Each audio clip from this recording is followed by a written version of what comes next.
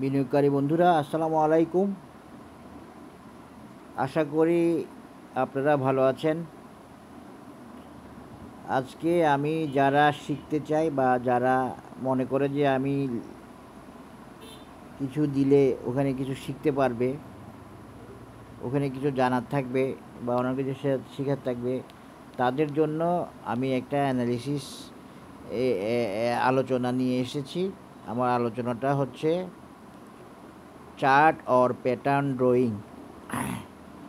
Chart on pattern ড্রয়িংয়ের আলোচনা share করতে গিয়ে সকালে আমি একটা আলোচনা দিছি, সেটাকে আপনারা পার্ট 1 হিসেবে ধরবেন। আরেকটা আলোচনা দেওয়ার প্রয়োজন মনে করতেছি। কী জন্য মনে করতেছি সেটা হচ্ছে যে আসলে ওই আলোচনাতে সব কিছু ভালোভাবে শেষ করা যায় নাই। আলোচনাটি যতটুকু করছিলাম তার মধ্যে অনেক টাইম লাগছে, প্রায় 20 মিনিট লাগছে।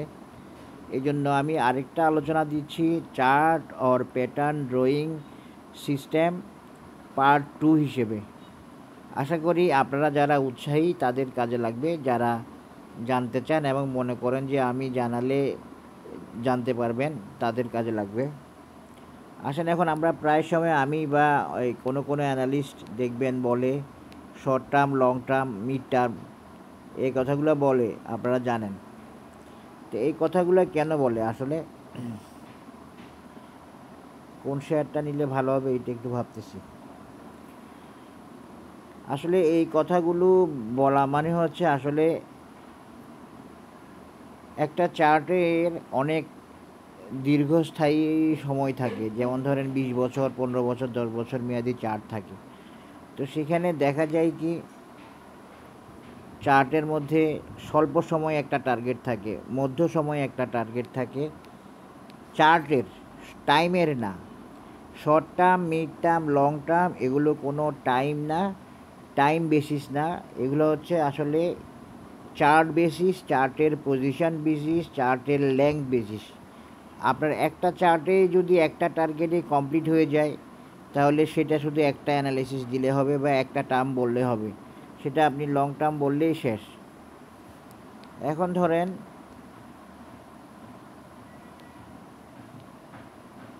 একটা চার্টের মধ্যে আমরা দেখা যায় কি বিভিন্ন রকম মেজারমেন্ট থাকে। এখন যেমন ধরেন 6 মাস পরে বা প্রাথমিকভাবে চার্টটাকে বিভিন্ন ভাগে ভাগ করলে বিভিন্ন রকম প্যাটার্ন পাওয়া যায়। সেই প্রেক্ষিতে চার্টের আকার, আকৃতি, স্থায়ী দীর্ঘস্থায়িতা বা যতটুকু দীর্ঘ পথ পাড়ি দিয়েছে চার্টটা, সেটা এগুলো অনুযায়ী আমরা চার্টের প্যাটার্নকে ভাগ করি। এটা আসলে কোনো টেকনিক্যালি রিকগনাইজ যে তেমনও না, যে টেকনিক্যাল অ্যানালিসিসের কোথাও বলছে যে এটা শর্ট টার্ম, এটা মিড টার্ম, এটা লং টার্ম, এমন না। যেমন ধরেন এখন যদি ধরেন কেউ একটা চার্টের লং টার্ম অ্যানালিসিস দিয়ে বসে, ধরেন স্ট্যান্ডার্ড ইন্স্যুরেন্স, কথার কথা, এর লং টার্মের টার্গেট হচ্ছে ধরেন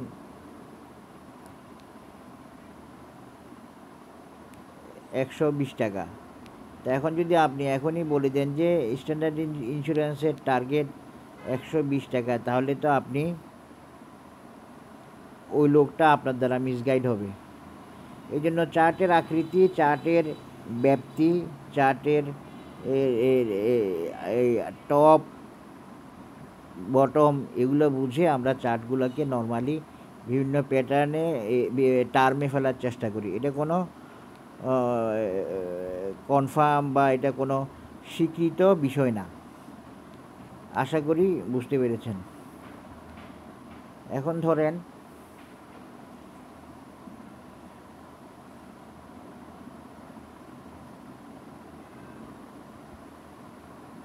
এই ধরুন একমি ল্যাব, হ্যাঁ, একমি ল্যাবের অ্যানালিসিস দিতে গিয়ে আমি যদি আমি পুরাটা আগে দেখে ফেলবো। আমি আপনাদেরকে বলছি চার্ট আঁকার সিস্টেমটা, পুরা চার্টটা আগে দেখে ফেলবেন। দেখে ফেলার পরে আপনি বোঝার চেষ্টা করবেন যে চার্টটার সমাধানটা কোথায় আছে, কোনটা আঁকলে ভালো হবে, কোনটা কতটুকু কভার করে। এখন ধরেন আমি একমি ল্যাবের উইকলি চার্টে আসি, আমি যদি ডেইলি চার্টে থাকতাম তাহলে দেখা যেত কি এই যে দেখেন পুরা ফিগার পুরা সিনারিওটা আসে না, ভালোভাবে আসে না বা আসে না। তখন আমি পুরোটা চার্ট প্যাটার্নটা বুঝে আমার অ্যানালিসিস দেওয়া হতো না।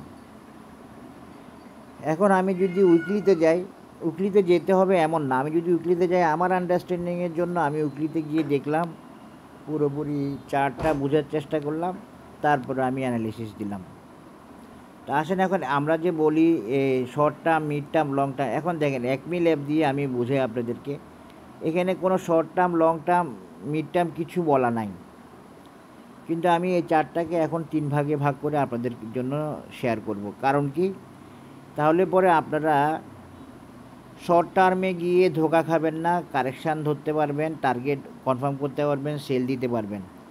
এখনও যদি আমি লং টার্ম দিই একমি ল্যাবের টার্গেট হয়তো 200 টাকা টার্গেটে যাবে, আর আমি যদি এখন মিড টার্ম দিই তাহলে একটা টার্গেটে যাবে, আমি যদি শর্ট টার্ম দিই একটা টার্গেটে যাবে।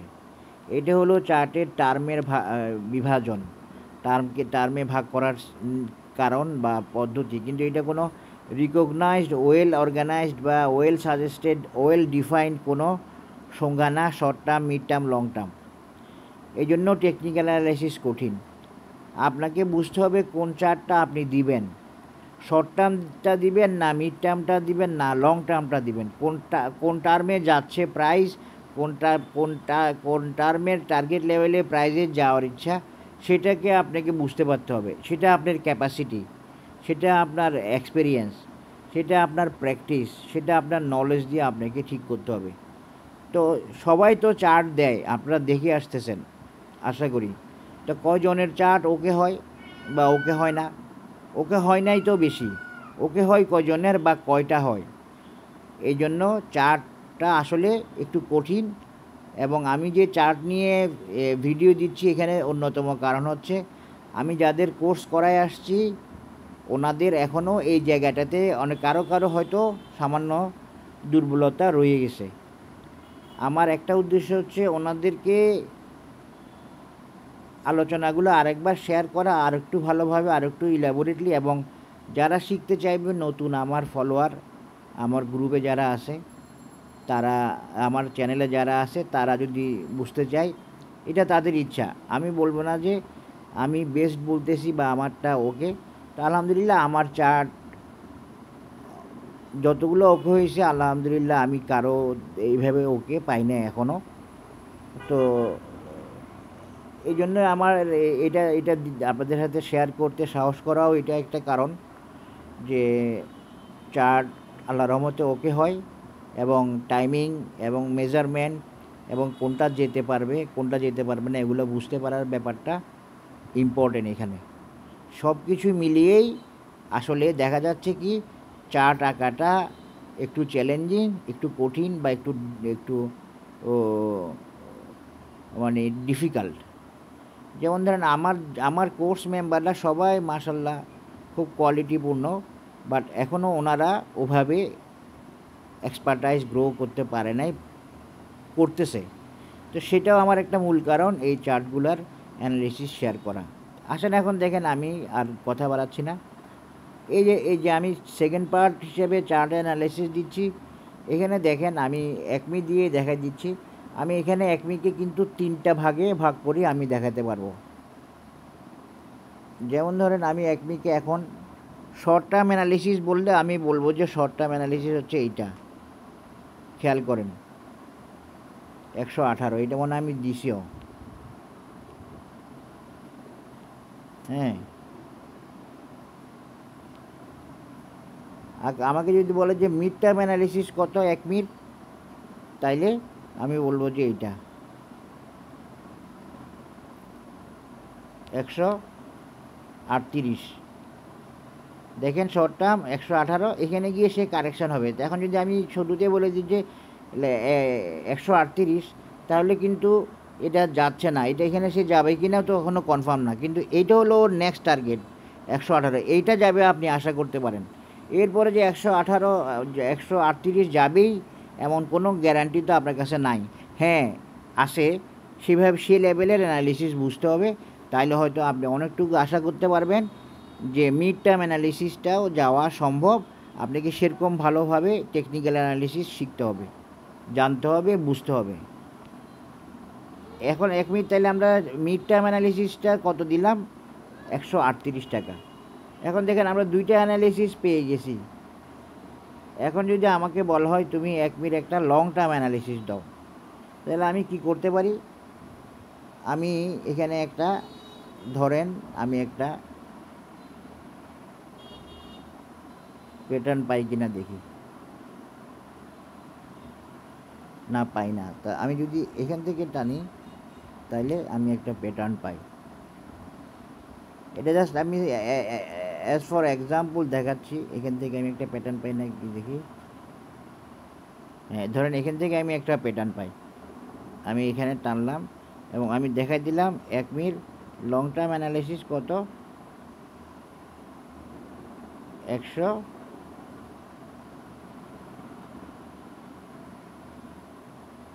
দেখেন ওই যে ফিবোনাচি দিয়ে মিলে গেছে, কিন্তু এভাবে মিলে যাবে। মিলে গেলে তখন আপনি বুঝবেন যে ইউর মেজারমেন্ট ইজ ওকে বা অলমোস্ট ওকে বা কারেক্ট। এখন দেখেন 1 মিনিট লং টার্ম অ্যানালিসিস কত? 1 মিনিট লং টার্ম অ্যানালিসিস হচ্ছে 183 বা 84 টাকা। তাহলে আমি এইটা এমনি উঠাই দিই আপাতত। এখন যদি আমি কাউকে বলি 1 মিনিট এখন আসে কত 78 টাকা নাই কত। এখন আমি যদি কাউকে বলি 1 মিনিট এর টার্গেট 183 টাকা, সে তো মাথা নষ্ট হয়ে যাবে। এগুলো কি বলে? একটা টার্গেট 138 টাকা, এটা ওকে, দেখেন এটা ওকে, এটা ওকে, ওইটাও ওকে। ওই যে দেখেন 2.618 লেভেল এখান দিয়ে ওকে হয়ে গেছে। আবার ফিবোনাচি দিয়েও, আবার classic sea horse bullish pattern দিয়েও ওকে হয়ে গেছে। তার মানে এইটা 1 মিনিট লং টার্ম অ্যানালিসিস। তাহলে আমি 3টা টার্ম কীভাবে ফেললাম আপনারা আশা করি বুঝে গেছেন। এভাবে আমরা টার্মে ফেলি। এখন ধরেন 1 মিনিট যদি এই 2টা টার্গেটই মিট করে ফেলছে, এই টার্গেটও মিট করে ফেলছে, এখানে চলে আসছে, ওইখানে যায় না, এখানে চলে আসছে 1 মিনিট প্রাইস লেভেল, তখন আমি কি অ্যানালাইসিস দিব? তখন আমি শুধু একটা অ্যানালাইসিস দিব, বলবো এটাই শর্ট টার্ম, এটাই লং টার্ম, এই একটা, বা শেষ। এই জন্য টার্মটা কোনো টাইম না, কোনো কোনো সময়ের গ্যাপ না। এই টার্মটা হচ্ছে আসলে আর কিছুই না, শুধুমাত্র অ্যানালিস্টদের সুবিধার জন্য তারা চার্টকে বা প্যাটার্নকে ভাগ করে দেখানোর চেষ্টা করে, অ্যানালিসিস দেওয়ার চেষ্টা করে, টার্গেট দেওয়ার চেষ্টা করে। সেটাই হচ্ছে short term, long term, mid term. এমনকি ভেরি শর্ট টার্মও হতে পারে, আবার ভেরি লং টার্মও হতে পারে, আপনি যেভাবে সংজ্ঞায়িত করেন। কিন্তু বিষয়টা কি আপনারা আশা করি বুঝতে পারছেন। তাহলে এখন আমরা কি জানলাম যে টার্ম তিনোটাই আমি 1 মিনিট থেকে দেখাইতে পারছি। 2টা আমি ফিবোনাচি দিয়ে দেখাইছি, আর একটা দেখাইছি classic sea horse harmonic bullish pattern দিয়ে। তা আমি কি প্রথমেই এটা দেখাতে পারতাম না? পারতাম, কিন্তু আমি যদি এইটা দিতাম তাহলে পরে এইখানে যাবে যে কোনো গ্যারান্টি নাই। এটা অনেক লং টার্ম একটা অ্যানালাইসিস, অনেক লং টার্ম, 2 বছরও লাগতে পারে, 1.5 বছর লাগতে পারে কমপক্ষে। সে যাই হোক, কতদিন লাগতে পারে সেটা বলে না। এত লম্বা টার্গেট যাওয়াটা, আশা করাটা বা দেওয়াটা এখনই মিসগাইডিং হয়ে যাবে। কিন্তু আমি যদি 1 মিনিট শর্ট টার্ম টার্গেট বলে এই যে এই 118 যেটা বলতেছি এইটা যদি দিই, তাহলে সে মোটেই মিসগাইডিং হবে না, সে ঠিক টাইমে প্রফিট নিয়ে বেরোতে পারবে এবং সে আপনার অ্যানালিসিস ফলো করে এন্ট্রি দিবে। এই জন্য টেকনিক্যাল অ্যানালিসিসের আসলে এই বিষয়গুলো কেউ বলে দিবে না, কেউ শিখাই দিবে না। তা আমি চেষ্টা করতেছি আপনাদেরকে কিছু বলে দেওয়ার বা কিছু শিখিয়ে দেওয়ার, যদি আপনারা মনে করেন যে আমার কাছ থেকে শিখার আছে বা নেয়ার আছে সেই হিসাবে। হ্যাঁ, আমি এটাও বলি, আমি রেগুলার লার্নিং, আমি রেগুলার শিখতেছি। আমার শিখার বিষয়গুলো ভিন্ন, বা হয়তো আমার শিখার বিষয়গুলো হচ্ছে বিভিন্ন ইনসিডেন্টস, বিভিন্ন এক্সাম্পল, যে বিভিন্ন রেয়ার ঘটনা যেগুলো আমি আমার এক্সপেকটেশানে বা আমার অ্যাজামশানে ভাবি নাই সেরকম কোনো ঘটনা পড়লে সেটা আমি ক্যাচ করার চেষ্টা করি, সেটা আমি ধারণ করার চেষ্টা করি, সেটা আমি মেমোরাইজ করার চেষ্টা করি, পরবর্তীতে মেমোরি থেকে সেটাকে কাজে লাগানোর চেষ্টা করি। আমিও লার্নিং প্রসেসে আসি, লার্নিং প্রসিডিওরে আসি। যেমন ধরেন কীভাবে আমি লার্নিং প্রসিডিওরে আসি দেখেন, এই যে আমি এখন ক্লাসিক প্যাটার্নগুলো নিয়ে কাজ করতেছি। হারমোনিক প্যাটার্ন অনেক আছে, 40-50টার উপরে হারমোনিক প্যাটার্ন আছে, আরও বেশি আছে।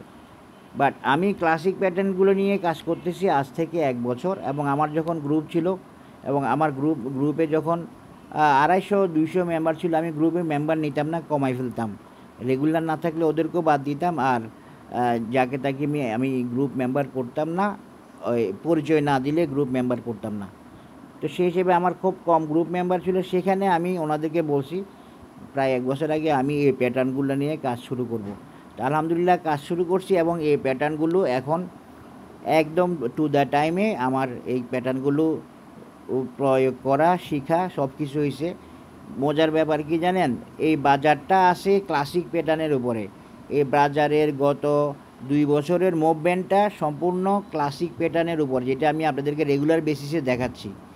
এই ক্লাসিক প্যাটার্নের উপরে বাজার যে আচরণ করছে, অনেক শেয়ারগুলোই এই ক্লাসিক প্যাটার্নের বাজারের মতো প্রাইস অ্যাকশন করছে বা বাজারের মতো আচরণ করছে। এটা করে, এটা নিয়ম। এই জন্যই আপনারা আমার বেশিরভাগ অ্যানালিসিসে ক্লাসিক প্যাটার্ন দেখতে পাচ্ছেন। এবং এই ক্লাসিক প্যাটার্নগুলো আমি এখনও শিখতেছি, যদি ভালো কিছু পাই এখনও শিখতেছি।